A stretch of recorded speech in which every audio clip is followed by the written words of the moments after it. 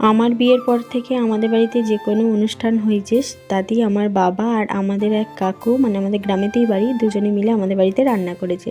তো অষ্টম পরের দিন সকালবেলাও চলে আসছিলো বাবা আর কাকু।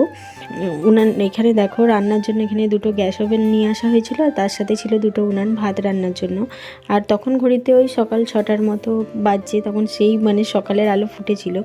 আর এইদিকে চলছিল মঙ্গল আরতির আয়োজন, তো মঙ্গল আরতি হবে। আর এই যে দেখো এখন আমি থালাতে চাল, পান, সুপারি, ধূপ, সিঁদুর আর গামছা, মানে কাকু আর বাবার জন্য সমস্ত কিছু নিয়ে গিয়ে দিয়েছিলাম হাতে। তার কারণ উনানকে আগে পুজো করতে হয় অন্নপূর্ণার হিসেবে, তারপর রান্না শুরু করতে হয়।